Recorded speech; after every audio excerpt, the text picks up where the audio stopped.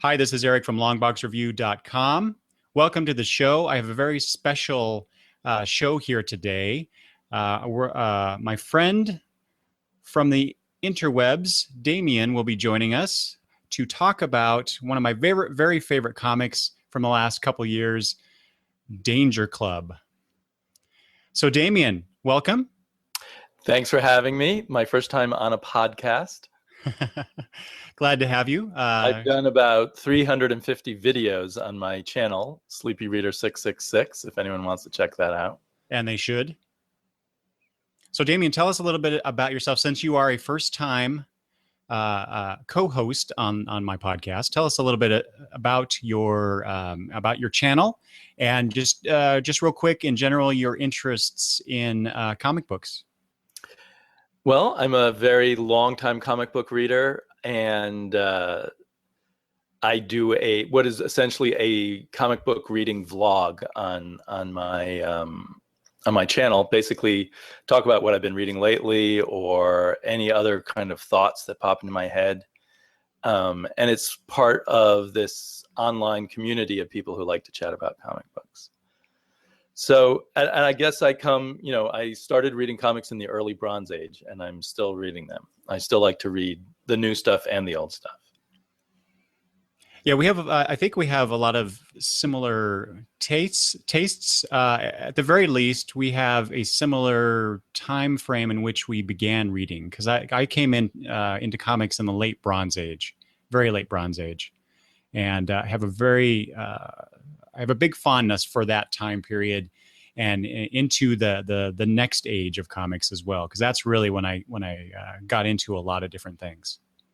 Right. I think we do have a lot of similar tastes from what I've seen on Twitter and listening to your podcast and comments we've made back and forth to each other. And I think I'm maybe a half a step ahead of you. I probably started heavily reading comics around 73, 74. Oh, yeah, definitely then, because I came in late 78, I think it was. So you have a few years on me then. Right. And then I spent a few years being too old and mature to read comics. And then I really came back to them in a big way in about 79 as I got older and less mature, I guess. Well, hey, you came in at a great time, because 79, 80, and getting into those early 80s. I love that period. And I think that's, even though we probably read them at a different age, we both kind of have a strong feeling for how great that period was. Yeah, yeah. And in fact, some of the things that were great back in the 80s, the early 80s, one in particular, the new Teen Titans, actually has quite an influence on the book that we're going to talk about today, or at least some of the issues of the book we're going to talk about today. So Agreed. I think it's very much, it ties to lots of bits of comic book history, but I think that I wouldn't be surprised if that was where the creators started with Teen Titans. Yeah. Or New Teen Titans. And we'll probably talk a little bit more about that as we go on in the with the issues. So I don't know when I discovered that, Damien, that you were into Danger Club, but as soon as I did, I was like, oh, finally someone I could talk to about this book eventually. So Danger Club has long been on my list of things to focus on in the podcast. And so when I think I just saw a tweet, maybe it was one of the videos of yours that I was watching. You were talking about Danger Club. I think that was about the time that the final issue was coming out, perhaps a little earlier. I feel like we started talking about it maybe on the 6th or 7th issue. Okay, back when I came back from the hiatus, right? Yeah. Anyway, so it was really cool to encounter someone else who seemed to enjoy this book as much as I did. Right. There was one other person in the YouTube comic book community that was talking about it a lot, and then he stopped his channel. So I feel like you and I are the only ones. I'm sure there are others out there. And I feel like it's good that we're doing this podcast, or video and podcast, because it's a potential hidden classic, I think, at this point. I mean, that's a really good way to put it. I totally agree. And probably a lot of its hiddenness has to do with its bad publication schedule. Yes. Yeah. We actually had a question. I threw it out on Twitter before we got started to see if anybody had any questions for us or comments about the series. And we did get one from our good friend Travis asking about how the publication schedule may have affected our enjoyment of the book. And I think that's a question that we can actually table for next time, because what Damien and I are going to do for this this episode is to talk about the first 4 issues of Danger Club. And then Damien will graciously join me at a later date to discuss the back end of the book. So we'll just do issues 1 through 4. Let's talk a little technicalities of the publication. So Danger Club, this is by mostly by Landry Q. Walker, written by him. Art is by Eric Jones, with colors, magnificent colors. I'll just throw that out there right away, by Rusty Drake. And there's a few more people that are involved. Let's see, boy, now I'm blanking on it. Richard Starkings and Jimmy Betancourt did the letters and logos, it says. And there are some folks here that did flattening, which is that something you've encountered? Technical step in coloring. You have to do flatting first before you can color. Yes, color flats by Pennell Vaughn and Derek Hunter, it says, in the first trade, which is volume 1, the first 4 issues, volume 1. The title of that is Death. Very ominous.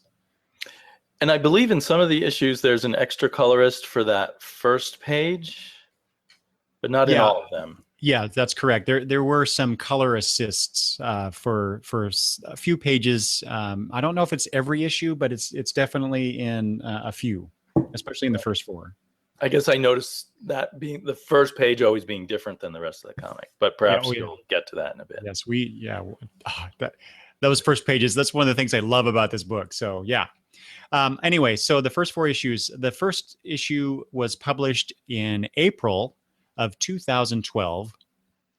And then the second one came out in May 2012, about 5-ish weeks later. The third issue came out in July 4th, actually, 2012. So what a way to celebrate Independence Day with a great comic book, right? And then we start getting some somewhat more delays. Issue 4 came out in October of 2012. And then we definitely get some major delays going into the back end of this series. So, and I mean, there is a particular reason, because in between issues 3 and 4, this is when Rusty Drake's kids were involved in an auto accident. They were hit by a truck. Wow. And there was a point where I believe it was his son who, it was touch and go there for a while. Obviously, things, your kids get into such an accident, you're not so worried about coloring a comic book. So once I heard that, it was like, I don't care how long it takes. Everybody get their health in order, and everybody is feeling good about things, and then get back to the comic. And I think that's how the other creators, Landry Walker and Eric Jones, felt, definitely, because they not only did this book together, but they've been longtime collaborators along with Rusty on several things. Let's see, Landry Walker and Eric Jones. I don't know if Damien, do you know, did Rusty Drake work on the Supergirl comic that Walker and Jones did for DC? I don't know that level of. I meant to look that up, and I do remember them talking about how they've worked with Rusty so much they didn't want to switch colorists. Right. That was out of the question for them, so they were just going to wait till he was ready. Yes, exactly, and I commend them for that. I think that was the best choice, because we will talk about this as we get into the issues, because the colors of this book really, for me, is a lot of what sells it. That was the one thing, as when I read that first issue, that's the thing that really popped out to me immediately, was the first page construction. we keep talking around these things, but that first page that we get in every issue, and then the colors that just came out of that, just amazing stuff. So anyway, that's it for the publication stuff. So let me start off here with, I'll read the solicitation for issue number 1. So I'm flipping through previews back in, this would have been February-ish of 2012. And I see this solicitation in Image Comics, that section of previews. And it says, faced with the deadliest peril the universe had ever known, the world's greatest heroes left the Earth to battle a nightmarish evil, and they never came back. Now only their teenage sidekicks remain. Will the Danger Club unite against this unknown cosmic menace, or will their struggle for dominance destroy them? The critically acclaimed creative team of Landry Q. Walker and Eric Jones from Supergirl Cosmic Adventures in the 8th Grade and Batman Brave and the Bold, which I did not know, so now I got to go seek out those issues, reunite to tell the apocalyptic tale of these titanic teens. I love that alliteration there. And they got Titanic in there. That's right, Titanic. So they had me at teenage sidekicks right there. I read that and I just said to myself, I'm in. What about you? Your well-known addiction to sidekicks. I think what got me is I actually picked up on it late. So I heard someone else talking about it, and various things they said about it caught my attention. But I think it really was this comic book within a comic book aspect of the first page, leading then into a more modern take on the actual heroes. And one almost imagined these were comic books that exist in their world that are about them. And that just kind of tickled my fancy, kind of the part of me that really loves Alan Moore's ABC comics, like Tom Strong and that kind of thing. I was looking for more of that. And so I think that's what first attracted me to it. So yeah, that's how I got started. I'm not, although I loved the Teen Titans, I am not generally thinking about sidekicks. But it is interesting, the idea of sidekicks without the heroes there. Yes. So I quickly liked that idea.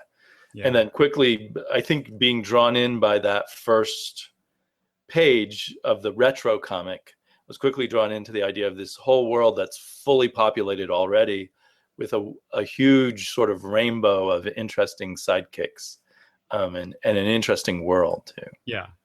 We get pretty quickly in this. Let me add a little bit more. I found the official press release from Image Comics for Danger Club. Added a little bit more than what is in the solicitation. Let's see here. So it's up to this ragtag and fragmented group. So there you go, to battle the immense cosmic evil, that phrase again, that threatens the world. But the fight could be over before it even starts if the sidekick struggle for dominance destroys them from the inside. Here's a quote from Landry. Eric and I wanted to take the typical assortment of sidekicks and strip them of their authority figures. So there you go. You just made that observation yourself. These are the most powerful beings on the planet, and the oldest is around 16. You take any group of teenagers and put them in positions of absolute power, there will be some serious consequences. Some will seek to recreate the familiar hierarchy or attempt to establish their dominance, while some will rise to the occasion. So yeah, that's one thing that I've often kind of pondered. As I said, I and you mentioned as well, I love sidekicks. I love sidekick characters. This goes back to Robin in the New Teen Titans, and just all of the DC sidekicks. I just love that concept. It's not always done very well, and so I was very curious at what Danger Club could accomplish with that concept, based on my experience with other companies' sidekicks and how they were treated over the years. So have you tried to figure out why you like sidekicks so much? Well, because originally they were started because they thought that would make 10-year-old kids like the comics more. Mm-hmm. But that's probably not what they were like when you started reading them. Yeah, I think it had a lot more to do with Marv Wolfman's and George Perez's depictions of the New Teen Titans. So the late teenager phase of those characters. Right.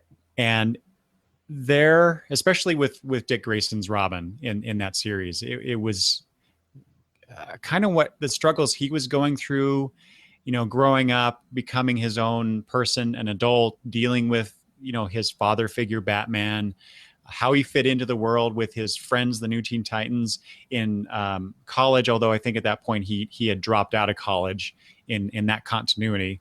But just I was about to enter that phase of my life, so I was kind of through Dick Grayson and the New Teen Titans, I was kind of looking ahead in a way, but also feeling those feelings that I was reading about. So I just really identified with those characters in the way, like I said, that Wolfman and Perez portrayed them. So, and then from there, it just became a logical extension. All of the other teenage sidekicks that came into and out of the New Teen Titans comics, and then other comics that I read, I just like the concept. I like the younger characters, and I think there's something that that Landry and Walker talk about.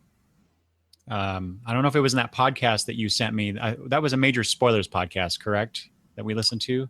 No. What was it called? It's a podcast that's centered around this particular artist who now slips my mind. Oh, you're right. The Taylor Network podcast. That it was from that network. Yeah, he and his friend always go to a bar and interview somebody. That's right. What's his name? He does things like painted Star Trek novels and Star Trek meets Doctor Who and stuff. Okay, so I will try to remember to put that in the show notes for people to go listen to as well. In fact, I'm going to make a note of that right now, because I will forget. Well, and if you'll pardon me, when you were talking about the Teen Titans, I realized the Teen Titans were already a reversal or an inversion of the old sidekick role, because it was about the sidekicks doing it on their own. It used to be, originally the sidekicks were a way to highlight how great the hero was. Correct. And so the Teen Titans took that and made it about what you were talking about breaking out on your own and establishing yourself beyond your father figure. So instead of the original idea of giving the kids something to relate to while reading Batman, it's now giving the kids something to relate to while they're rebelling against their parents, or while they're trying to establish their own identity as they grow up. Yeah. And there's a lot of that feeling in Danger Club. Yes. In fact, I think Danger Club really, I mean, it's 30 years apart between New Teen Titans and Danger Club-ish, around 30 years, maybe 35, something like that. Think about how many years. Yeah, I know. But I think Danger Club really captures that quality in a way that maybe the New Teen Titans didn't. So, but built upon that framework into what the structure that we get. Right. I'm tearing that metaphor apart here, but the structure that we get in Danger Club with these characters in the situation. So, I think maybe we should go ahead and get into the particular issues now. We've talked around them quite a bit. So yeah. Sorry for dancing around it so much, people. No, yeah, no. This is the kind of stuff I like, though. I mean, we can certainly talk about the issues and what we like about them and our observations, but just talking about the ideas behind these stories, that's really what interests me as a reader and lover of comic books. But let's get into it. I'll give a brief synopsis, and then Damien and I will just kind of riff off each other and talk about the things that we liked about the particular issues. So here we go. The synopses here, I tried to be just very general and not too spoilerific of them. I guess I should mention, although I don't know how you feel about this, Damien. I talked about this on, I think, the Gutters episode that I released, but do we really need to care about us giving a spoiler warning anymore? I don't know. This book has been out since 2012. It just ended this year, and I don't know. Anyway, if you haven't, we could say beyond this point there will be spoilers. I mean, you can go get the trade or find the back easily. Buy them digitally also easily. Exactly. Yeah, you can get them and read them. But if you don't care about this stuff, there are big moments in each issue. So to talk about the issues afterwards, it would be hard to not spoil some of those big moments. Right. Exactly. Okay. Anyway, so here we go. But like I said, I'm the synopses. I try not to be too spoilerific because I want us to get to arrive at those things as we go through the issues. All right, so there are several characters here in the books. I'm just going to name them real quick. We'll talk about them as we go on, though. Kid Vigilante, the Magician, and Jack Fearless, and they're kind of the three main characters of the book. Gather to take on another character that they've encountered in their past called Apollo. Robot 9, another character, goes to the moon to retrieve something. What is that exactly? Apollo is overseeing a contest of champions. And then Kid Vigilante and his allies arrive to stop him because Kid Vigilante sees this as a threat to the situation. Robot 9 gives Kid Vigilante these moon metal knuckles, which is a great concept. And then he's able to defeat Apollo in this fight that goes on in the first issue, and then fires a laser from an orbiting satellite, and that's pretty much how the first issue ends. Right. So the first issue is seemingly quite simple. Although, can I read on the page, page before page 1, where they say, 3 months ago, the universe was in deadly peril. The world's greatest heroes were summoned into space to battle reality's ultimate evil. Our mentors, our guardians, our parents, our teachers. They left and they didn't come back. Yeah. So that's hovering over all. On one hand, we just have the kids fighting amongst themselves. You might just interpret that.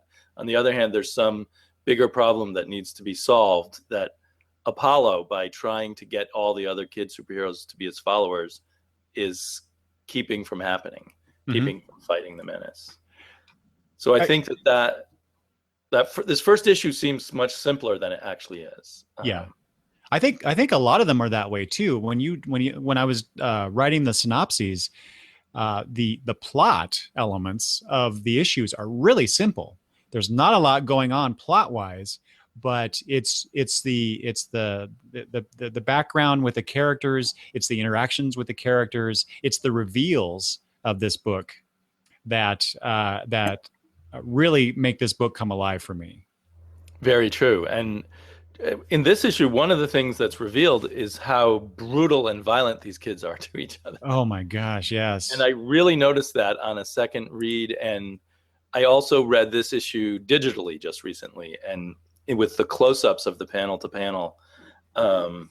Just like first Kid Vigilante takes a real ass whooping from Apollo, and then he gets his brass knuckles from outer space, which have spikes on them, and literally shreds Apollo's face. Here's actually, for those people who are watching on YouTube, here's just one panel close up on it, which is actually one of the less violent panels of someone being shot in the ear by the girl from Micro Tokyo. I forget her name. She's the one who flies the robot. Yes. But yeah, I'm trying to find. Anyway, it's really a very brutal experience. And so one of the things this first issue introduced to me was we are in a brutally violent universe, even though it's all these colorful characters and everything.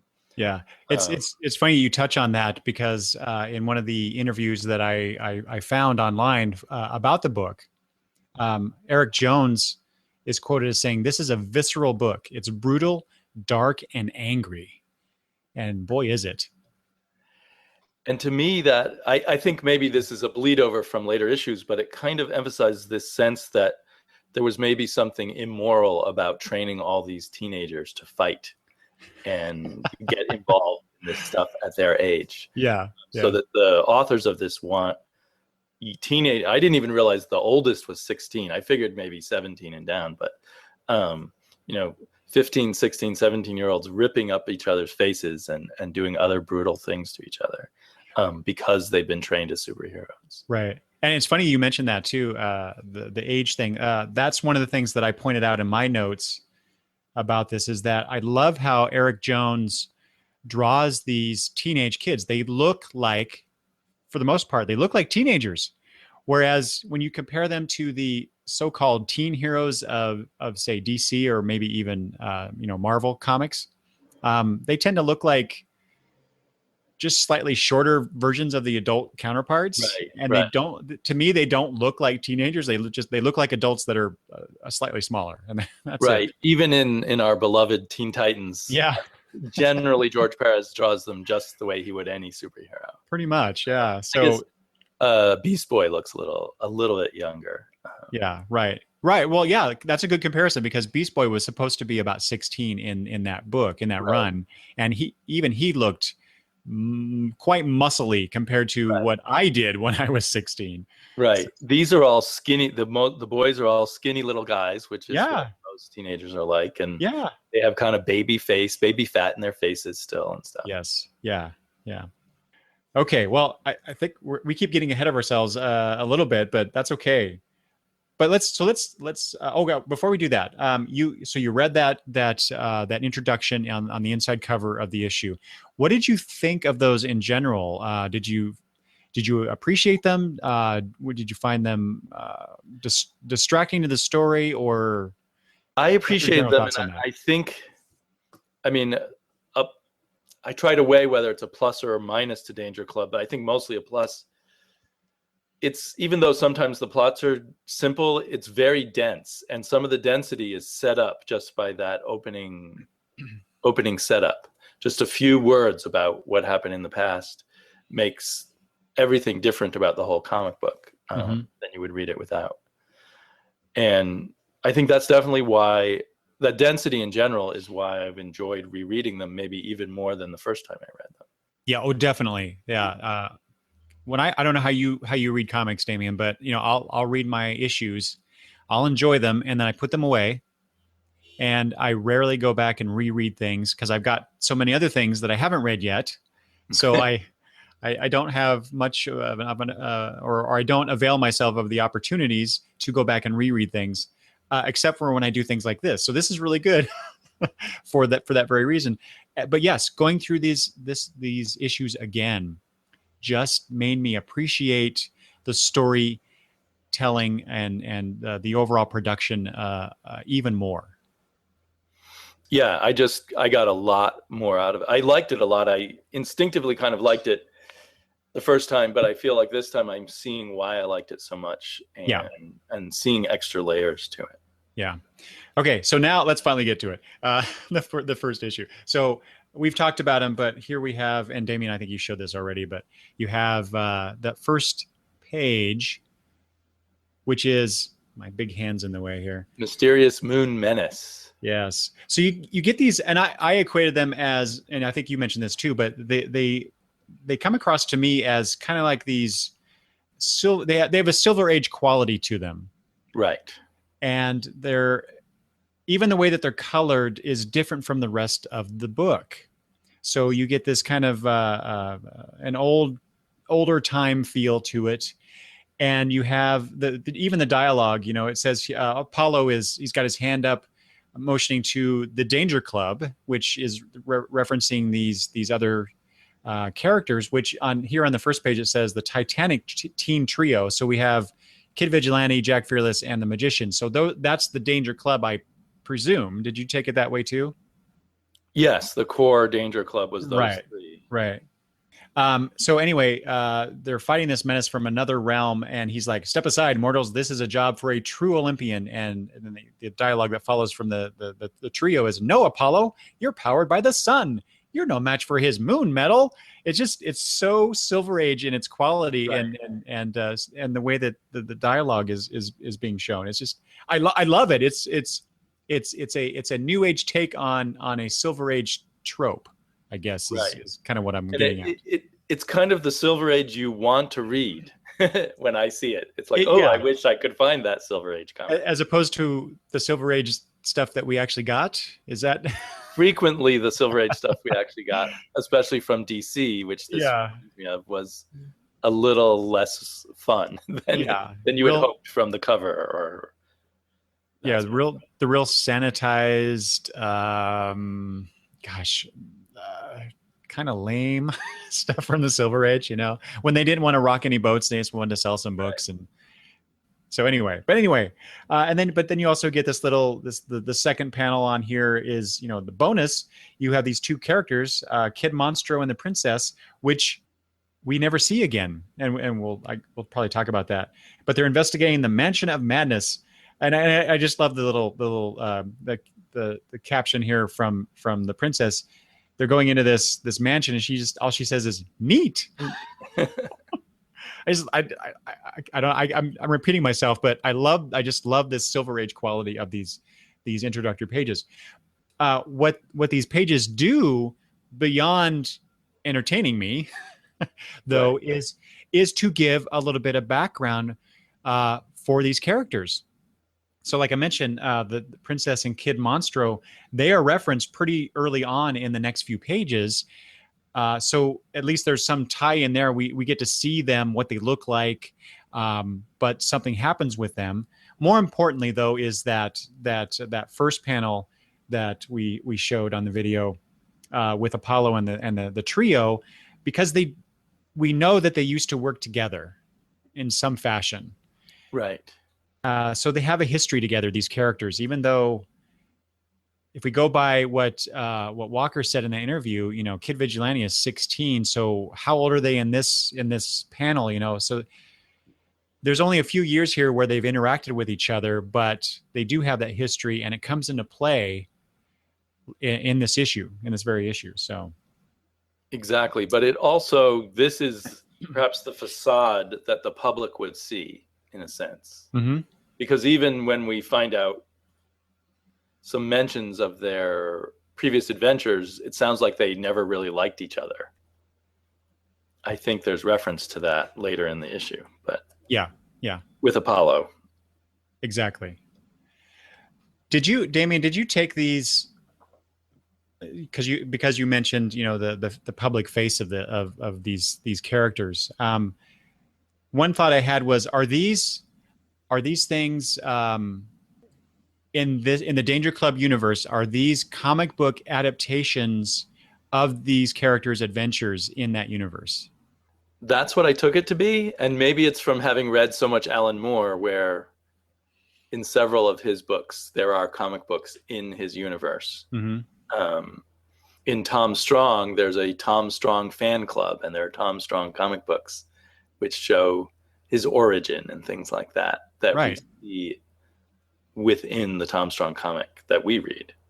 So I kind of took it to be that sort of thing. Yeah. And they don't ever really tell us or explain that, I don't think. Right. I actually didn't think about that. I just took it initially when I first read through these issues. It was only when I was rereading them that I thought, well, maybe that's what they're going for. Otherwise, I thought they were just kind of playing around with, well, and they do, not kind of. These guys, the creators of the book, play around with a lot of different tropes of superhero comic books, and I thought they were just throwing this first page in as a way to, like I said, it really draws you in because it's different from what we expect for a modern comic book reading audience. And so I just kind of took it sort of at a face value, but then, as I said, when I was rereading, I thought, well, maybe that's what's going on here. But I do like how every one of these pages, and we'll probably talk about each one as we get into each issue, but whatever is shown on the page, there is some connection to what comes after that page in the main story. And that's what I really like about it. And we don't get a lot of history. Like with the Princess and Kid Monstro thing, this whole Mansion of Madness. And for that one, you can there might be some connections to a later issue when the characters go after the Empire of Evil or whatever that group is. Right. But you don't get a direct connection with that particular story that's hinted at on this first page. But the characters do talk about those two specific characters and what happened to them within the main story. So I really like how there's always a connection here. You may not always see it immediately, but there is something within that issue that connects you to what the Silver Age prelude, that first page, is talking about. So, okay. Anything else about that first page? Just that I love the contrast as you go from that first page to the second page, and the art entirely changes, the mood entirely changes. We're in a dark world where people are frowning all the time and kind of sneering at each other, and everything looks kind of bombed out. So it's the contrast between the pages that I oh, definitely. Yeah. Well, and not only that, but just, okay, so we talked about the color a little bit, but just the coloring of that first page, when you get those really deep reds and oranges compared to the kind of the washed out quality of that first page. It's that's just incredible. But yes, contrast that with kind of like the darker backgrounds, the destruction of that part of the city that we see in like on page 3 of the book. It's just an incredible contrast. Even Kid Vigilante's costume, which is this really dark blue, as you're showing there in the panel, with that. What would you say? That's like a red violet sort of color that forms the V in his gloves. I think that's a pretty good. Sorry. Yeah. It's yeah, I don't know what color you'd call that, but nothing is a straightforward color. It's all yes. That's that's another thing I love about the art is how the colors really aren't. I mean, it's not like an old even like Bronze Age comic where the color palette was very limited based on the technology they had, compared to now where the colors can just pop off the page. The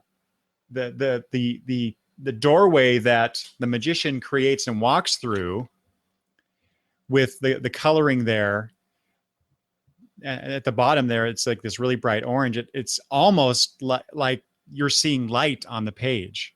True. As much as you could possibly do so on printed material. It's just amazing. The stuff that the colorists are doing. Not to advertise digital too much for people who hate it, but this is one of those comics where you can really get a lot out of the digital coloring, because then it really is like light on the page, like with that picture there, and then I guess he goes through. Yeah, there you go. It's just amazing. When you get that close up like that, that's really awesome. I guess I'm not as big a fan, Damien, because I did not buy the digital issues. Not yet, anyway. No, not yet, but I plan to. I actually have 2 copies of each issue because when I went to then you're a big fan. I went to the Emerald City Comic Con this last time, and Mr. Walker was there, and so I made it a point to go talk to him, and he sold me the issues he had. He signed them for me, and so I have double issues. I have the 2 trades, and I have issue number 8 digitally. So the completist in me needs to go buy issues 1 and 7 digitally as well. So I won't be able to help myself. But that's how good this comic is, guys. This is it's such a good story. So, okay. And the body language on these pages is so different too. And they look like insecure teenagers, the way they're standing around and looking down at the ground and not looking each other in the eye and that kind of thing. Mm-hmm. At least that's what I noticed on my second reading of it. Do you think that's just because of their age, or because I kind of took it as they have this situation that they have to deal with, and it's only what it say at the beginning here. It's 3 months since their mentors and their parents, the adults in their lives, have disappeared in this blaze of glory that, as far as they know, situation. So they're still they're grieving. True. From the loss of these characters in their lives. So, and the enormity of the situation that they're dealing with right now, which is to go after their sort of ally Apollo.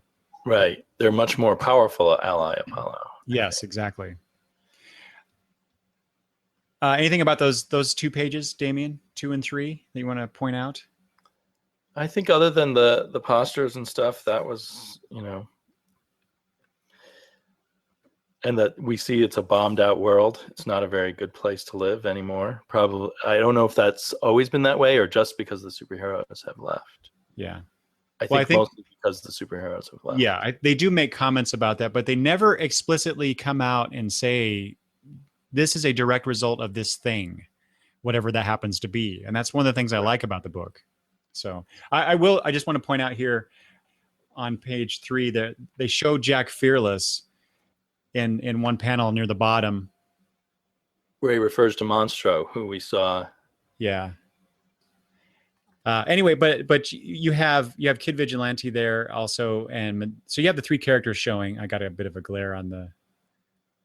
Anyway, but you got these familiar tropes of characters as well. So Kid Vigilante is more or less the Robin of the situation. Jack Fearless looks just like Nick Fury, right? A young Nick Fury, which interesting. But he later, well, I don't know if we want to talk about what he later turns out to be. That comes up in issue 4, I think. So yeah. we can talk about that. Okay. I mean, he turns out to be more of a Bucky figure. Exactly, which is an interesting inversion of that trope too. And then the Magician is just a magical character, but I don't think he has a direct analog.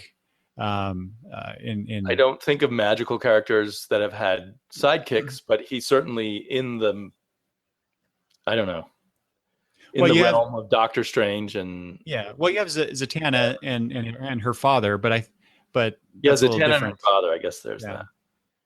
Well, and we do have that direct connection with the Wonder Wizard and Samantha that gets revealed later. So there is that, but the Magician character himself is even a further connection down the line from that direct analog between, like, say, the DC characters and here.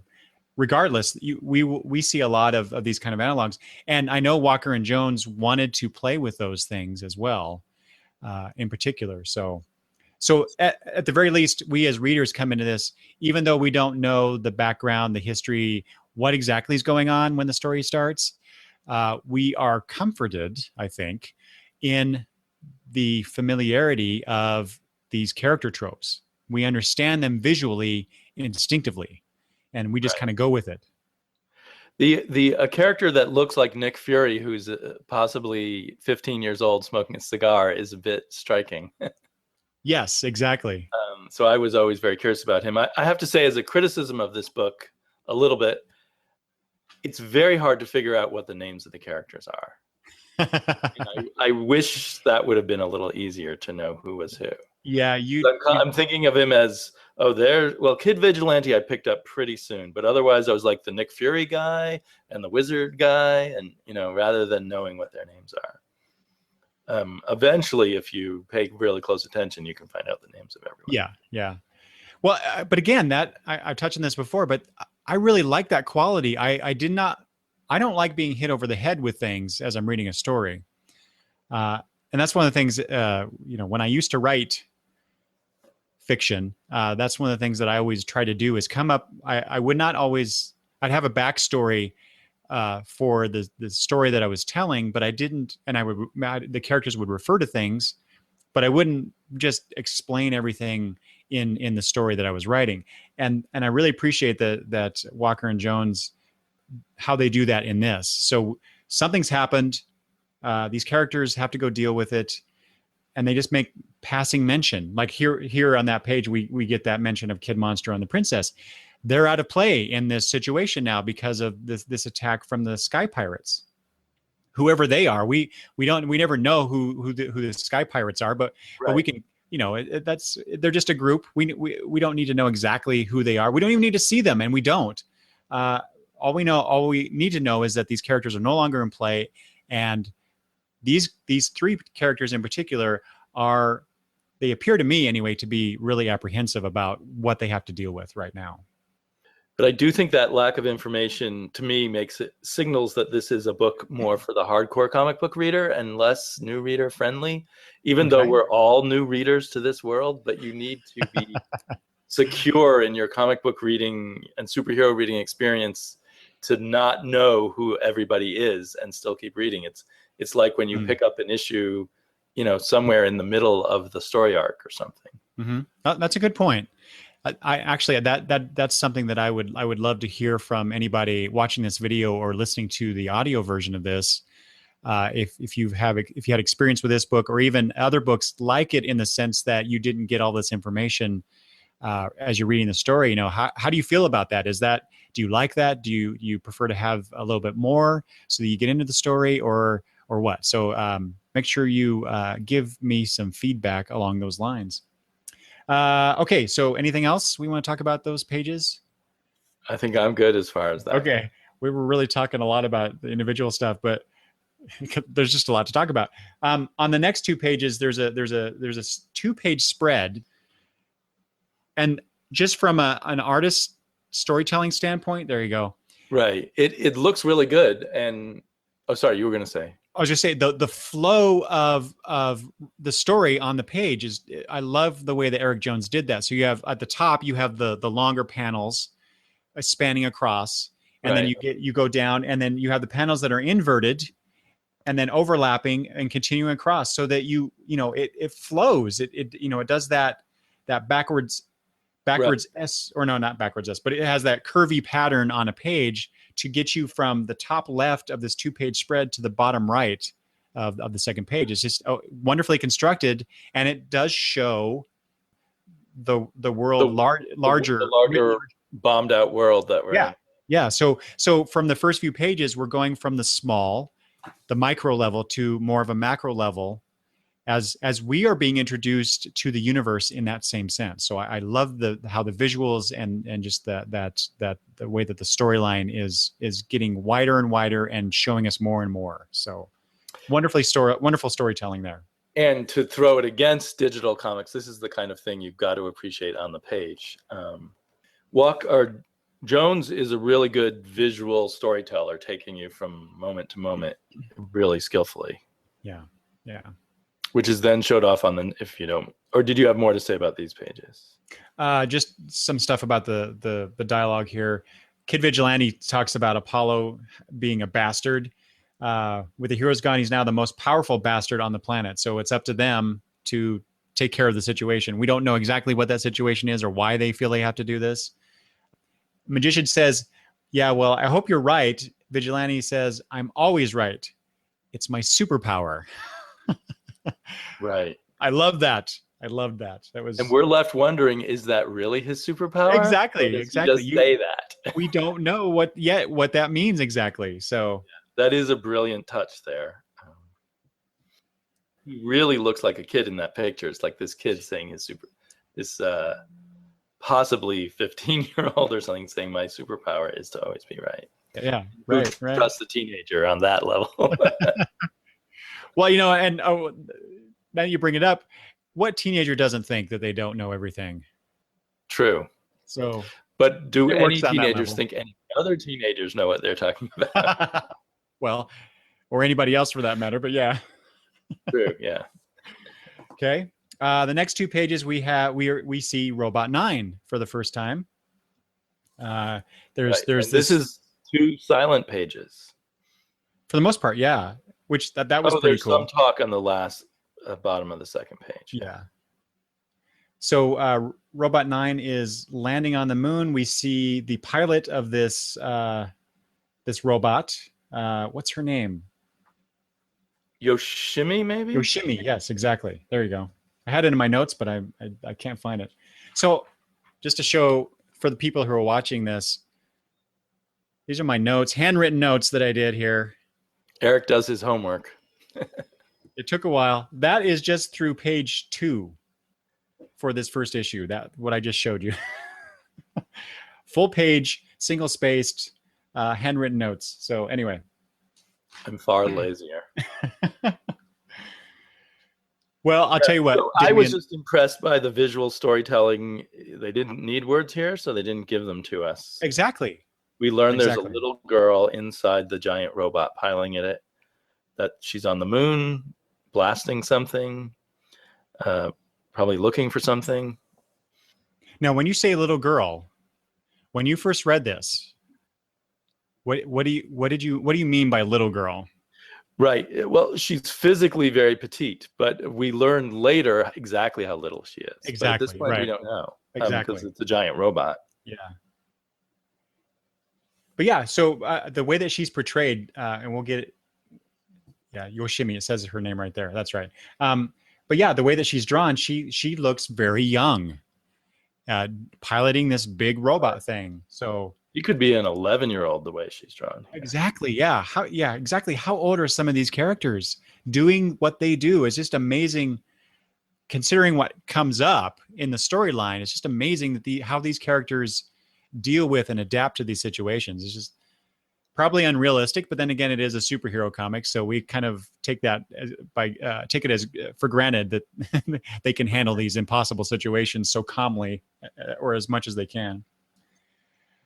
Next up, the characters go to this stadium in the city, and this I mentioned in the synopsis. This is the contest of champions that Apollo is doing. And we are introduced to a character that is referenced as Vesuvius, and you get this great panel showing this character. Yeah, that's a really awesome panel. I love that one. Yeah, there you go. So there's one of the many times where I went, "Oh, I want more of this world." Exactly.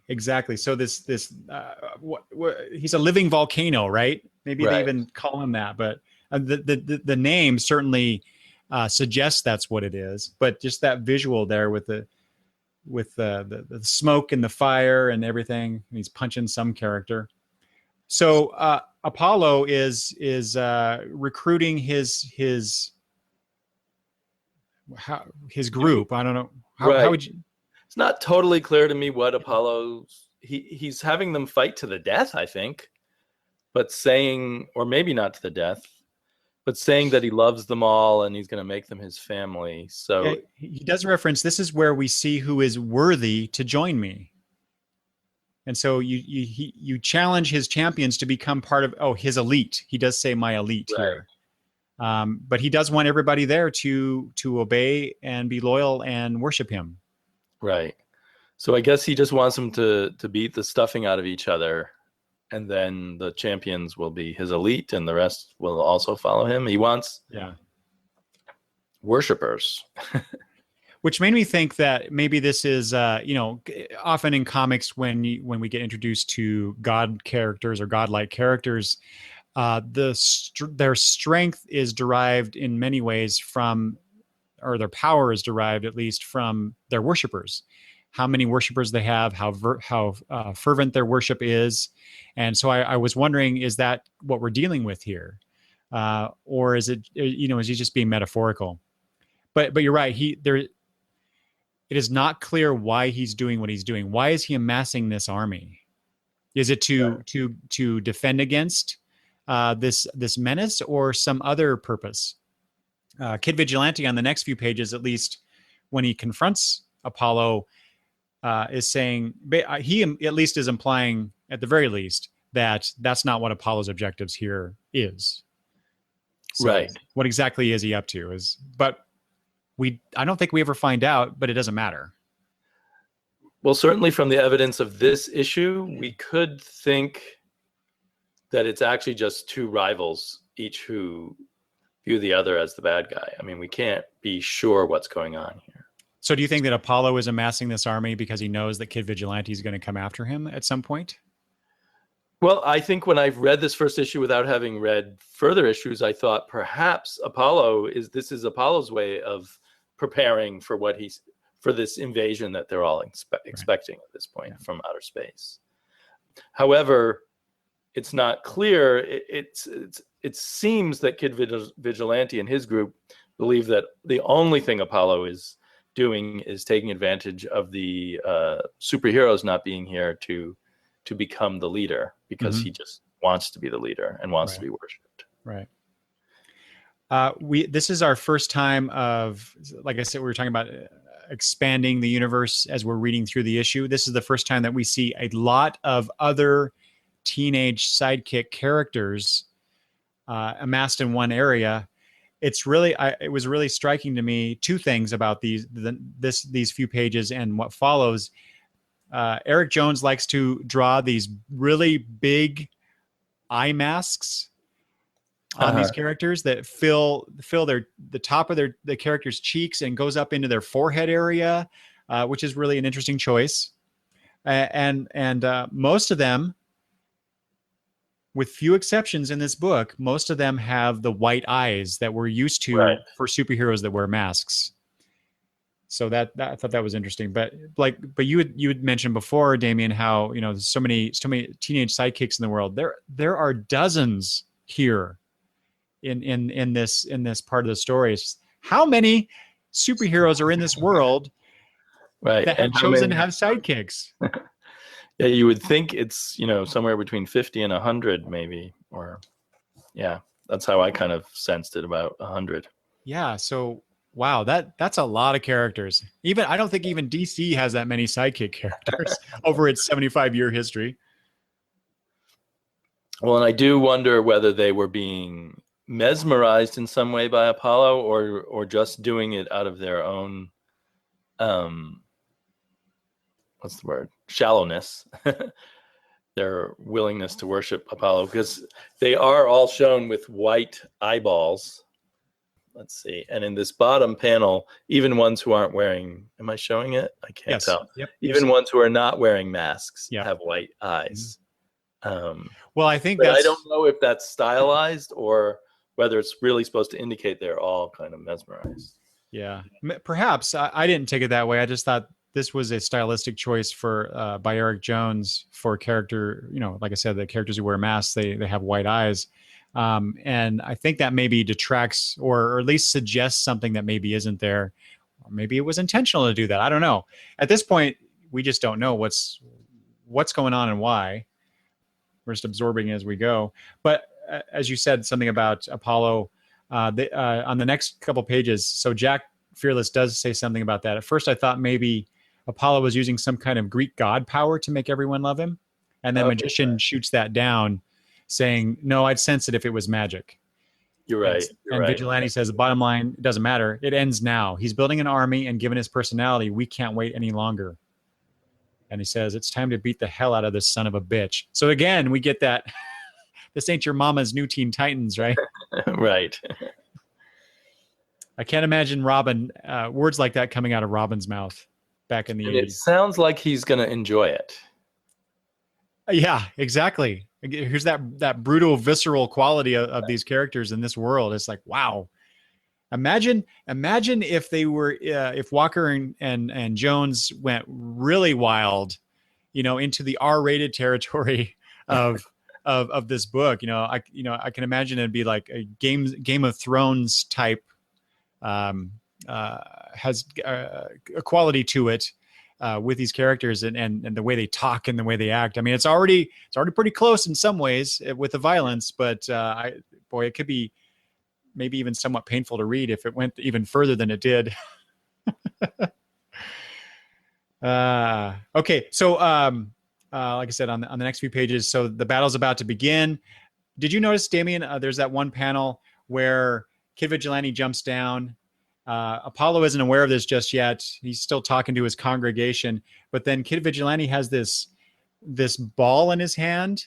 Right. I don't know what it is. Some kind of device, Batman-like device that exactly Vesuvius. Yeah. While Apollo's not looking. Exactly. This big, really powerful living volcano, and he's taken out by this little thing where he gets hit in the head by. What the heck is that?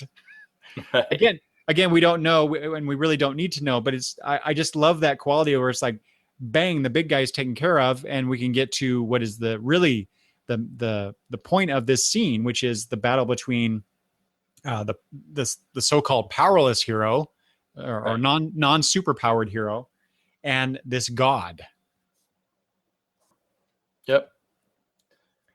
With the rest of the team, the Magician and Jack Fearless going after the what was referred to earlier in the pages as the New Olympians. So Apollo's honor guard or whatever, however you want to put it.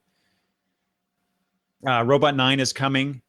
Again, we get the wonderful colors here. You can see again the orange and reds, and then also you get these purplish violet colors as well. And that just runs through this issue. So you get these really warm colors. If you think about the color palette, these are actually considered warmer colors, right? And except for maybe the purplish, but used in this way, these warm colors, but used in a very violent fashion. So that's an interesting choice. Right. How often it kind of stimulates the brain in a certain way? Yeah. Hardcore. How often do you see that purple color in comics in general? That is, I just love that. Well, maybe you do. Just in the comics that I read, I don't see it very often. So I'm seeing more and more unusual colors in comics. I think the colorists are learning lots of new tricks lately. But I agree that the color is a very strong element here. Oh, Damien, I just turned the page. I just realized that this set of pages just came out from the staples in my book. I had that happen in one of my other issues, actually. Oh, really? It just pains me to see that. Oh no. Okay. Yeah, a loose center page is one of my big bugaboos. Yeah. Oh, that and a ripped cover are the two things that drive me. Dang it. Good thing I have another issue or another copy of this issue. Well, did you also buy the trades? Yes. But I like the floppies better. Yeah. Well, the floppies are, especially with art like this. Yeah, exactly. Okay. So basically in the next few pages, it's just a big fight scene between all of the characters going on here. Right. It gives us a chance to see a bunch of different super sidekicks. Yeah. I love the guy with the skull mask on, if that is a mask. Oh no! Look at the earlier page when we see. I think it's page 7 or 8, where we first see the Apollo with his group. There's just a floating skull on that body. It looks like to me anyway. That's an interesting character design. Oh yeah, is that the same one? I guess think so. In this picture, you can't tell his skull is floating, but yeah, I like that one. But I like a bunch of them. So this is sort of the fight before the important fight, though. Yeah. At the bottom of the following page where it says, all right, round 2 is where we're getting the... So the tide turns in the fight with... we're seeing Vigilante get his ass yes. pictures, and we feel sorry for him. Or I did when I was reading this. Uh-huh. But like I said, when he says, all right, round 2, you mentioned how the characters... or how he when he was jumping into the arena, he was maybe looking forward to this. That smile, his face, he's bleeding from one eye, from his nose, from his mouth, the on his chest, the blood is just collecting on his costume, and he's smiling about this. Right. This guy is vicious. Yeah, he's looking forward to the way he set Apollo up. Mm-hmm. Because Apollo thinks he's winning. Well, yeah, that just the look on Apollo's face in that following panel, he's like, okay, I guess bring it on, you foolish mortal. And then Yoshimi delivers those knuckles, and then Apollo's face changes, his demeanor changes. So that's the first hint at how small Yoshimi is, because she's carrying the knuckles in a giant suitcase, or what appears to be a giant suitcase. Right. Yeah, because in all these panels, other than the one that you just described, where this suitcase looks really big on her. Oh, okay. So then there is a panel here where she's actually delivering the suitcase to Kid Vigilante, and that's the first time we definitely see that she is about 5, maybe 6 inches tops tall. Right. So yeah, she is a small girl in a large robot. So then we get the battle starts again, and there's the panel there where Yoshimi shoots the girl. You showed that earlier in the video. Shoots her in the ear, and that's where in my notes, Damien, I go, wow, this comic is really violent. To show someone getting shot in the ear is that's worse to me than the beating that Kid Vigilante was taking from Apollo. And the blood coming out of the ear and spattering. Yeah. Oh, Wonderfully done by. I assume that's Rusty Drake's contribution there. And then you get the big splash page here of the big punch. And again, you get the purplish colors on the page. Right. So nicely done there. That doesn't seem like one of his best action scenes, that particular page, but for a splash page. But I think you're right. Picky. Yeah. Because I like the next page a lot more, actually. Like is a weird word because someone is getting all their teeth knocked out. Okay. Why do you like this next page more? The action is so visceral and so well choreographed, I guess. Mm-hmm. And the coloring is amazing too there. And my whole feeling about what was going on turned around when I first read this. I went from feeling bad from Kid Vigilante to feeling bad for Apollo and not being sure anymore if I like Kid Vigilante. Yes. And that's, in the earlier scenes that we can look back and see how he was looking forward to the fight and everything, but I didn't really pick up on exactly what all that meant until here, where it's like he's looking forward to just totally trashing this guy. Maybe he has to do it for the safety of the world, but he's going to relish it. It was probably his ideas to make those things spiky rather than just regular brass knuckles. Well, it kind of reminded me of, I don't know if did you ever read Ender's Game? Yes, I read it a long time ago, but yeah. So yeah, there's the scene, and boy, forgive me, I don't remember the characters' names. Ender ends up fighting this bully early on in the story, and he knows he has to not just defeat the bully, he has to do it in a way that will prevent any future recurrences of this bully, and just viciously beats this character down. I think he even breaks an arm or a leg or something in the story. I don't really remember, but it reminded me of that. So that Apollo not only is defeated here, but in the future as well. Of course, we find a few different things, or at least one different thing in a future issue. But at this point in the story, it seems like Kid Vigilante is certainly exerting his dominance here via the vicious, brutal beating that he imparts upon Apollo. I will note too, these pages, at least in the first issue, maybe the first two, I have to look at my notes, but it seems like there's a lot of close-ups of hands and arms in this book. And I'm not sure exactly if that's just the way that Eric Jones wanted to portray the action scenes, but there's a lot of appendages being shown in a way that I don't think I've ever seen in any other book. Huh. So like I said, I don't know what that means, or if it means anything, but there's a lot of that, especially on the page that you were describing that you liked. Right. That was a lot of arm and fist crossing the page.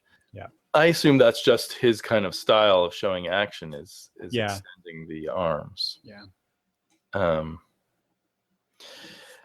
I did think when we find out that the brass knuckles come from the moon, or they're not brass, of course, they're made from some. There's one thing that can hurt you. Look what Yoshimi found on the moon. And then I go back to the very first page with the Moon Menace, where they tell Apollo, you're no match for his moon metal. Mm-hmm. So that what we saw in that scene, even though it was all Silver Agey and with a patina of innocence, was a hint of something, to come later in the book. Exactly. And in fact, the villain there has spikes on his knuckles. So that's the reason perhaps for the spikiness of the knuckles that he gets later. And I don't know if I noticed that on the first reading or not. Okay. Okay, so then, of course, Kid Vigilante beats Apollo and then starts talking to the crowd. This threat that our mentors went off to fight, it's still coming. You need to join me or get out of the way. That's his message. Right. And then tells them that let's see here, I've commandeered an orbital defense satellite. Its weapons are locked onto these coordinates. You have 60 seconds to leave. 60 seconds. He is not messing around. And of course, given that he's beaten a god, and I assume that Kid Vigilante just in general has this reputation Right. among these teen sidekicks that they just scatter as quickly as possible. Right. One of them looks like the Green Lantern here. That's funny. I just noticed that myself just before you said that. So, yeah. He doesn't have a ring on, but right. Yeah, and then the final page, if I may. Go ahead. They go ahead with it. There's the bloody and beaten Apollo, and a beam comes down from a satellite and pretty much appears to nuke him. Yeah. So I took, when I read this issue the first time, Apollo is dead. Right. As far as we know, he's dead. What could survive that, especially after that beating?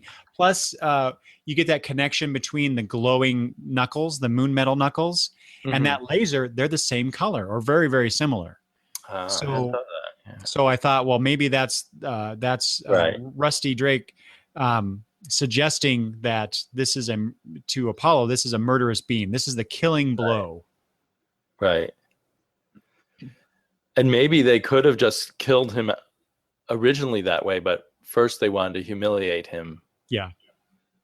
I think that was a key component to Kid Vigilante's strategy here. He had to do it in that way in order to get the result he wants later.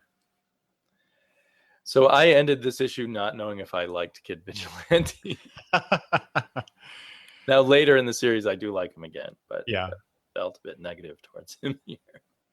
Okay, so so that's basically, we've gone over the plot and talked about some key elements that we liked. So what were your general thoughts having ended that first issue? Maybe both if you can recall when you first read it as compared to rereading it again now, recently. Well, I don't know. I think there was just a progressive taking away of my innocence as a reader, in a sense, from the beginning, the very innocent opening scene, and then we get the kids gathering together, and each step along the way makes everything seem less innocent and more visceral and possibly unpleasant, but in a way that I also want to. I also have gotten all kinds of hints about this world, and I want to know so much more because of it seeming so rich.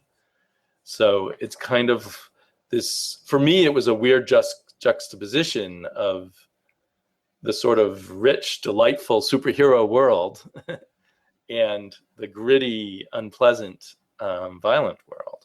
Yeah. But it did it to me step by step, so it kept drawing me through. Yeah. Wow, that's pretty much how I that's the takeaway I had about the book as well. I did in my notes here. So this is based on my reread. I wrote down, wow, this is not Teen Titans. It's like Teen Titans meets Powers in tone. And then in some of the stuff that I read, the comparison was made, I think, by the writer of the article. It's Teen Titans meets Lord of the Flies, which the first issue definitely I can see that comparison. What comes later, maybe not so much, right? But definitely Teen Titans-esque characters and situations, maybe, but with a very adult aesthetic, right, applied to it.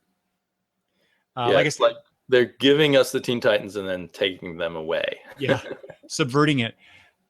And again, so I think I have in my notes here how things are subverted. So we get these familiar tropes of superhero, teen superheroes, but then they're inverted in a way, or in some ways, that I think are kind of fresh. I can't say that I've read every story out there involving teen superheroes, but for all the ones that I have read, this is something new to me. This take was new. Yeah. You definitely are not in familiar territory by the end of the book. I want to know more because we get these hints about the backstory, the history. We don't get them. Just makes me want to inhabit this world even more. Oh, wait. So one of my notes, one of my questions here that I wanted to ask you, is this a commentary of the Copper Age, the 90s ultra-violent, grim and gritty comics that we got? I don't know. Is it a commentary on it, or is it incorporating that particular aesthetic into a more modern comic? I'm not sure. Mm-hmm. If there's a commentary on it, I'm not sure what the commentary. I can see the commentary on all the older comics better than I can see it on the Dark Age, or I don't know. Yeah. I think we still live in a pretty violent age of comics. That's true. So I'm a little confused on that whole issue, personally. Yeah. I like I said, it was just a question that popped in my brain. I ended up doing that quite a bit. I would, based on what I was reading, I would see these connections, but I wasn't quite sure if it was really making a connection or if it's just my brain misfiring and going off in a direction that it's not pertinent to the particular story. But I mean, did you feel there was kind of a commentary here? I don't know. I think you're more right in the sense that superhero comics in general these days are just more violent than they used to be. You know, there's the whole relaxing of the comics code or the abandonment of the comics code. So I think that tends toward that kind of storytelling anyway. The writers and artists are creating their craft for a more adult audience than perhaps was done in years past. So that makes sense that they're doing it, that they're telling more adult stories. I don't know. Probably not a commentary. It's just a reflection or at least a continuation of that which has come before. I mean, it could be that the creators are saying, well, if you want violence, let's put it into a context where it's really violent and disturbing. Well, okay, so in that sense, that is sort of a commentary, I guess, on that. If that's what they're doing. I mean, I just exactly. pulled that out of my hat right now because I didn't think of it before. But I can see that, though. That makes total sense. Because it is more disturbing with people, if the characters are between 12 and 16 rather than older characters. Right.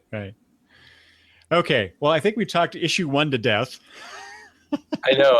I'm looking at the clock and thinking, if we take 40 minutes per issue, we're in trouble. Yeah. So I think we will, if you don't mind, we'll touch on what we need to touch on, but maybe do a quicker read through of each issue. Sure, of course. But I did just like in my notes, I took like 3 pages of notes on that first issue, and then for every other issue, it's about 1.5 pages to 2 pages. Because there's just so much to be introduced to and talk about based on that first issue. So now that we've done that, we can gloss over some things and really focus in on the important stuff of each issue. So issue number 2, and I'll show the cover there, which is a different. Oh, let me do the comparison here. So you had that first issue cover. With the fist. So there, Damien, there we go. There again, there's that focus on the fist and the colors, and you have the characters there. So that, I think this, we need to talk about something else real quick before we move on too. You got this, I think, effectively establishes the tone of the book, maybe not into the really dark territory that we do get, but you certainly get a sense of there's a battle that needs to happen going on here. The first cover is pretty grim. Is that what you're kind of saying? Yeah, there you go. That's a better, thank you. In contrast to the second cover. Yeah, exactly. So then you get your Shimmy on the cover there with some Japanese text. Yeah, she's being fired on, but the colors, the color palette is much brighter and lighter than the issue number 1. So that was an interesting choice. It looks more like the fun, safe world of comics. Yes, exactly. Traditionally expect. And you're focusing in on one character. And while indeed that does occur in this issue, It's not just that. So I thought that was an interesting choice to be made as far as what's shown on the cover here. But before we get into that, let's talk about the logo Danger Club, which of course evokes the whole Fight Club thing, that movie, that book, right? I don't know if there's much to say about it other than that. I will admit that when I went through first reading this story, I didn't pick up on the whole Fight Club connection. Even after I saw that movie, I saw it years ago. I'm sorry, I'm missing it now. Is the logo similar to the Fight Club logo? Yeah. There are connections there. I don't remember the Fight Club logo, so especially the club part. Because in the Fight Club, it's those words cut into that bar of soap. So it's evocative of that. Right. And considering the violent nature of the one part of that story, the Fight Club story, compare that to the violent nature of this book, so there's that tenuous connection at least. But I thought it was you, Damien, that had pointed out something about Fight Club and Danger Club, and that's what got me thinking about it. It must. I don't think it was me. Okay, well, maybe I thought it was you, but maybe I saw somebody else talking about it. But anyway, I just wanted to just mention that aspect of it. And there is, in some of the interviews that I read, they do talk about that just a tiny bit. They do mention that at least. Okay, so let's move it quickly into issue number 2. Here's the synopsis. Kid Vigilante. Oh, yeah, spoilers. There's a spoiler here, sort of, but you can't miss it. It's right up front. Kid Vigilante is shown as being captured, and Jack shoots him in the head. Flashing is his partner in yes his team. Yes. Flashing back, Kid Vigilante takes Ladybug, we'll talk about her more later, to his HQ to retrieve some information. Robot 9 goes to Micro Tokyo to retrieve something. That's pretty much what happens in this issue. Okay, Damien, do you want to go ahead and read that blurb on the inside cover for this issue? The world was ending. With the heroes gone, there was no one willing to stand against the coming darkness, except us. We were the sidekicks, adopted, appointed, or recruited, nephews, daughters, cousins, children. We weren't ready, and the world wasn't ready to trust us with the power we had. So who do you think is narrating these introductions? I've got to feel it was Kid Vigilante, but what do you think? Well, to me, that's the obvious choice, right? But the way that, that we weren't ready and the world wasn't ready to trust us. I don't know, just that we weren't ready, that seems to be counter to the confident Kid Vigilante that we've been shown so far. So it made me question that a little bit. But logically, who really could that be? It seems like it has to be Kid Vigilante. I suppose it could be Jack, who goes through many turns in our understanding of who he is and what he's up to. That's interesting. Yeah, I kind of like that. And he's kind of the old young one. Yes. But again, I guess that's not brought up in this issue. But so we get another very light Silver Age Ladybug meeting Kid Vigilante and or I guess Ladybug is the Insectra's sidekick, and we see now that Kid Vigilante also worked with someone named Kid Victory, and they both would like to date her apparently. Yeah. Plus the 9 hero machines Micro Tokyo and their creator Professor Takumi Onomato. I don't know if we ever hear about him again. If we do, I missed it. I did look for that. I think this is the only reference to him. But you do see Robot 9 there. Right. So there's this whole story of these robots that we don't get. Right. And then of course, just on that first page, interesting. How often do we see a supervillain with a sidekick? I really like that quality of this, right. Of this story. It's not often. I mean, you get super villains partnering together, working together, but rarely do you see a supervillain with a sidekick. So that was cool. But in this world, I think most of the supervillains had sidekicks too. Probably, yeah. What an interesting world. And yeah, you're right. Such a fun light picture, and then we turn the page to the most Yes. hideous looking picture of it. Oh my gosh. Toothless old man wearing a mask. Yes. So, Damien, hold that up. Again, if you don't mind. Yeah. So the trick with YouTube is whoever's talking is the one whose image is actually showing to the audience. Right. So that's why I talk when I hold things up. So pardon me. But yeah, so we get this. We eventually learn he's the American Spirit. I don't know if we learn right away. So I think he's like a Captain America who's aged naturally and become the president of the United States. Well, not only that, but I think so. Yeah, he says the first president of the global United States. Oh, interesting. I missed that. Yeah, whatever that means. Right. But again, notice you got other hints that it's not like our United States. Right, of course. But yeah, I obviously he looks like a Captain America type character. Right. Again, notice though, I talked about the close-ups of fists and arms and stuff like that. You get that first page showing the guy who ends up being called American Spirit. You get that close-up of his mouth. He's missing a tooth, but then it again close at the bottom. It close-ups on his face, and you get that those big masks that Right. Jones likes to draw on characters. Anyway, but he's talking about basically. I think he's addressing. I don't know. I don't know who he's addressing here, but he's essentially. He says "my fellow Americans." That's so I was true. wondering if it was televised. Right, but then in that second page, he's shown there in his wheelchair with the guard behind him, and I wasn't sure if he was talking to Kid Vigilante directly. Yeah, it's kind of weird in that sense, but you can assume that there's maybe a camera in front of him that we're not seeing.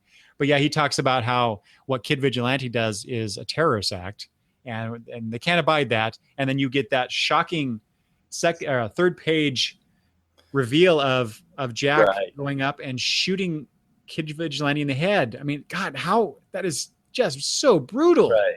In the first issue, we were led up slowly into the brutality. In the second issue, we're slapped in the face with it, sort of right at the beginning.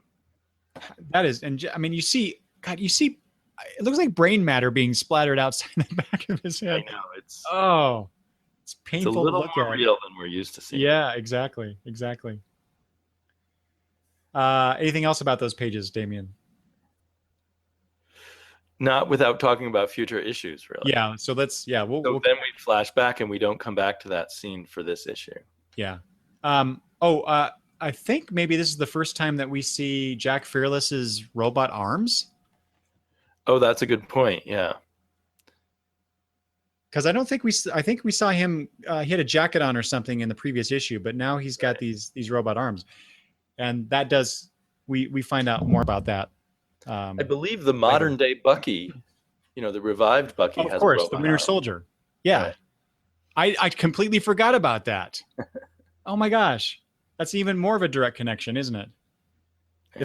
It's like so. Jack Fearless is kind of like a mashup between Nick Fury and Bucky. Bucky, very much the what two. What a weird combination. Yeah. Well, and I don't know. I don't know about current Captain America, but when I used to read him a lot as a kid, he was always teaming up with Nick Fury. Okay, see, I'm not all that familiar with the history. Why they mashed the two together in their brain. Bucky was not around in the 70s and early 80s Captain America, but Nick Fury was there all the time. And they were always squabbling with each other. Nick Fury always thought that Captain America was trying to steal his dame, his girlfriend, who was always called the dame. Oh my gosh. So that is a period of or a set of comics that I am woefully lacking in having read. So it sounds like I need to go find some back issues. Well, there's a very interesting Steve Englehart run in the mid 70s Captain America that I would think is worth looking for. Oh, wait. Englehart did that? I definitely got to pick that up. I love Englehart's Batman, so that makes total sense. Anyway, Okay. we're digressing quite Yes, a bit. we are just a little bit. Okay, Then so we go to the mansion in the next page where it says earlier. And this is where I suspected that Kid Vigilante was a Robin substitute, but now it's extremely clear because they're going down into the basement of the mansion where there's a robot dinosaur and other gear that is vaguely or quite specifically just like Batman stuff. yeah, the that particular panel, you have they show this plane, this polka dotted plane hanging from above, and you got that robot dino in the background there. So yeah, it's the Batcave. Even that plane, I remember seeing pictures of the Batcave where a bat plane was hanging from above. So totally evocative of the Batcave. So I really like that. Everything but the giant penny. Yes. Although wait a minute, then in profile, oh yep, there you go. There's what might be a giant penny there. Yeah. You turn the it definitely pays to be an experienced comic book reader to read this. Well, not that I'm saying you wouldn't enjoy it without, but it definitely exactly. But it's like all of the Easter eggs, if you will, in the comic book movies, based movies, and the television shows. You get another layer of enjoyment if you know those things. Whereas, if you're coming into this newest, you see a guy and this girl walking into this technologically or a place that has all this technology in it, and some of it looks kind of weird. A robot dino, what? Yeah, and then already just with that fun reminder of silver and even golden age Batman, but then they just look so grim. And then you turn the page and it's definitely nothing you would see in the silver or golden age Batman. Okay. And you're referring to this shot of someone who looks just like him. Yes. In a tank. And he calls him brother. So brother, hello brother, right. So we presume that's Kid Victory, that referenced on the first page. Because we've seen Kid Victory now. And that's an interesting twist on Batman, to imagine him having twin sidekicks. Yes. Although I will admit that I thought possibly that this was a clone of Kid Vigilante. He just kind of calls him his clone brother. That's true. They could be. But there's nothing directly about that. Oh, yeah. And we currently have the whole idea that from Scott Snyder that Batman's going to clone himself in the future and give himself traumatic memories to keep turning his clones into Batman. Okay. And then, so now we get into, now we are what? This is 2, 3, 4, 5, 6, 7 pages into the story, and we join Yoshimi in Micro Tokyo. So even though she's featured on the cover, it's 7 pages in, and we finally get to her story. Right. So I thought that was, again, that's why I talked about her being on the cover as an interesting choice comparatively to the other issue. But otherwise, Micro Tokyo, flying cars, so it's technologically advanced. They're threatening her to the point of they will kill her if she doesn't basically surrender. And she's confidently flying into this place to get whatever it is that she's after. Well, and they say loss of citizenship will result in termination. Yes. Which implies a very dystopian place, even though at first it looks very appealing, because if you're not a citizen, they kill you. Yeah, good point. This very utopian looking society, the politics here probably aren't as inviting. Right. There's a lot of brutality holding together this society. Even in Micro Tokyo. She flies somewhere and she gets attacked. And so there's that panel, Damien, that at the bottom of one page, you got that blue hand, but this is just me, my neurons misfiring, but it reminded me of Blue Beetle's bug for some reason. Yeah, I thought some kind of robot bug was attaching her when I first looked at the picture. But you do see on the next page that's just the hand of these two giant robots, which are not the same kind of robots that Yoshimi drives. True. In fact, they have the infinity symbol on their chests. Right. So maybe there was an old robot team that was called, what do they say at the beginning? 9 Hero Machines. Yes. But now they've replaced it with something else, maybe more, that says Infinity on it and is perhaps more fascistic. Mm-hmm.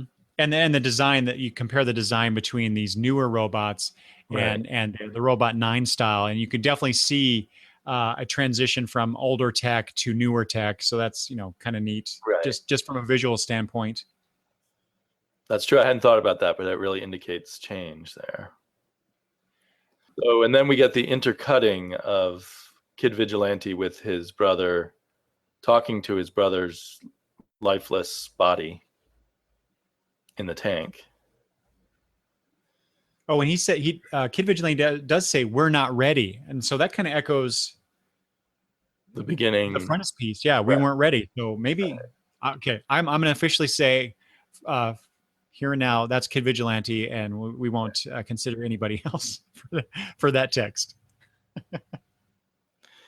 Even though we may consider this a potential hidden masterpiece, it doesn't mean that everything's perfect about it, right? That's true. So there may be a little inconsistency in Kid Vigilante's personality, where he does have doubts. Yeah, and we get that a lot in this issue, which is we'll come to the specifics of that. Right. And then now we're transitioning each. I don't know if you noticed this, but each page, alternating pages, are focused on Kid Vigilante with his brother, and then what's happening with Yoshimi, and that goes on for a few pages, but returns to it again as we go on. So it's interesting the way that Jones designed these pages coming up. Right. It's kind of a fluctuating intensity as then we go into a double page battle with Yoshimi, and then we get a double page sort of emotional gut punch with Kid Vigilante, breaking down and crying and taking off his mask even. Yes. Where we see his bruised face as he's crying. Yeah. And I'm glad you mentioned that. I really wanted to touch on that scene too when we get to that. I'll mention one thing about the Micro Tokyo scene. Not only is it potentially life-threatening in Yoshimi's case, but one of the characters in the newer robot says, "You are a fool, Yoshimi. No woman may pilot the Gigantobots. That right is held by men alone." So you get this extremely sexist attitude here from these characters. Right. And it does make me admire her all the more that she stands up to that. Yes. Yeah. She says, "Men, I see no men here, just little boys playing soldier, raw recruits who think they know what it takes to be a pilot. Now I order you to stand down, or face the consequences." I just love the bravado of this character. She is not going to take their guff, and she's going to let them have it if they're not smart enough to recognize they're better. Right. So this is kind of, I mean, it's really good, but it's more traditional comic book stuff in a way, where we got a plucky hero beating the odds and taking down people, and she doesn't kill them or anything, but people who establish themselves as being deserving of being taken down a notch or three. Yes, exactly. On the next page, it's just 3 panels, but you get almost a 2-page splash. But I love what she's like. You know what this is? It's remote control, bitches. And then her robot shows up, which I'm sure is a direct translation from Japanese. And she says that line in some later issue, right? So that's an important line, remote control bitches. Yeah. And then the next 2 pages, like I said, Damien, I'm going to try to go through this quickly. So if we're skipping over anything. No, I was the one rushing ahead. So keep going. Yeah. But feel free to jump back if we need to. Okay. The next 2 pages are what you mentioned these already. This is a very emotional scene, a very intimate scene between Ladybug and Kid Vigilante. He's talking to his brother.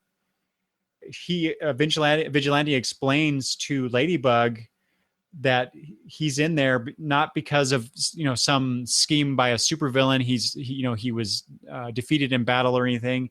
It was a neurological disorder, and I assume so. He mentions Red Vengeance, so that's their mentor. I assume that's their father as well. Right. I had assumed the guy's name was Vigilante until that moment, and then I forgot about it. Right. So you have Vengeance, Vigilante, and Victory. So you got that whole alliterative thing. Put him in stasis and wired him into the computers. He's not dead, but he's not, and then, dot, dot, dot. He's not alive is what he's referring to. And then Vigilante breaks down. You see him in a very vulnerable moment, which up to this point is really took me aback because he's shown such confidence in everything that we've seen him in so far. And, Ladybug puts her hand on his shoulder. He reciprocates and then turns to her. And you mentioned the black eye. You get that scene there where he just looks at her. He's got that huge black eye. He's crying and tells her his name, Andrew. My name is Andrew. And you see, with the mask removed, you see his pupils. You see his eyes for the first time, I think. So again, the eyes. He looks even younger with his mask removed, I would say. Exactly. Yeah. That old what's that old saying? The eyes are the windows to the soul, and right. you get a very human moment with this character, between these characters, that we don't see when he wears the mask. So I thought that was just an interesting contrast. Yeah. This is kind of the pivotal scene of the issue, really. I guess it then gets broken up from the robot fight, and then we come back to it. Yeah. Or no, we don't come back to it till the following. Okay. Yeah. It is the pivotal scene. It is, yeah. We don't fully realize what has just happened till a few pages later. Right. So Vigilante does take something out of the device of his that tube, that stasis tube from his brother. Right. And more importantly, Vigilante says, "Goodbye, brother." When he pulls that out, and it looks sort of like a USB stick, a sort of futuristic looking a USB stick. You see a spark of power there, and the lights go out. And during the course of these scenes with Vigilante, at the top and bottom of the pages, you see this heartbeat monitor going along, and as soon as he pulls that out, the lights go dim, that you don't see the heartbeat. It just goes flat as it goes across the page. So did he just kill his brother? Yeah. I wasn't sure then, but I thought maybe that's what, because it does, I guess it's flatlined there, but I wasn't sure when I first read it if that's it is kind of hard to see because of the way that they draw the other heartbeats going through, but the flat lines in all the other pages are definitely shorter than the one that they show on that final scene. Right. But I wish, and I realized later that is what happens, but again, how dire is the situation that they're in, that Vigilante feels like he, in order to accomplish what he thinks he needs to accomplish, he has to murder his dying but not yet dead brother. Right. A form of euthanasia. Did you feel sure at this point that he really had to do it? I felt that he was sure he needed to do it. There was still a little part of me from the last issue that wondered if there was some other reason that was less admirable why he was pulling the plug on his brother. But considering how, that first issue, he talks about how his superpower is he's always right. I guess I kind of just accepted it that this is the thing that needs to happen. Right. As much as I didn't like accept it once we learned, what it was. Mm-hmm. All right. We get the next 2 pages are just more battle scene. What do you think of the structure, the narrative of this 2-page spread of the battle scene? Because you commented on that earlier with the fight between Apollo and Vigilante. What about the scene here? I like the layouts. Given that I'm kind of a wimp about violence, it's nice when robots are beating each other up rather than humans. But he conveys the action really well. I guess I don't have a lot. Maybe your thing about a lot of limbs is still like there's even a fist that goes right through another robot. It does seem to. I think the purpose of this is to show us that her older robot is better than their new ones. Yes. At least when piloted by her. Exactly. I think that's probably key. It's not that necessarily that the technology is any better because it's older in some way. It's definitely because of her. Yeah. These guys are no match for this girl. Yeah, even though they have infinity robots and hers is just number 9. Exactly. I just like that too. I love stories that feature female characters shown as better than the male counterparts. I just hopefully your wife points that out to you every now and then.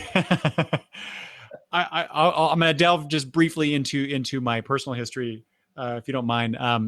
My parents split up when I was young.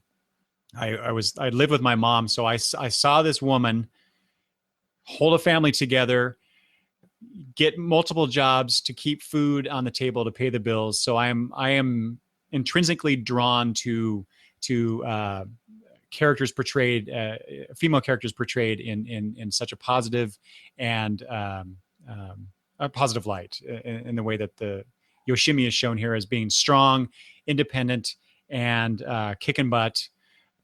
She's not to be trifled with. So I appreciate that in fiction as well. Right. Well, that's a very powerful piece of information. Yeah. I don't have that situation, and I more respond to the giant robots fighting. Well, that's good too. I like that too. That there were no robots, and each one had a different number on it, and the higher the number, the more powerful the robot.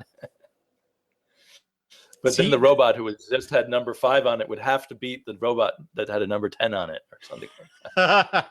See, there's so many more stories that could be told in this universe. I think we need to petition Mr. Walker, Jones, and Drake to do more. Right. In that podcast we both listened to, they did mention that there could be more, but not in the first. Not in the near future, because they need a rest from it all. Yeah, unfortunately.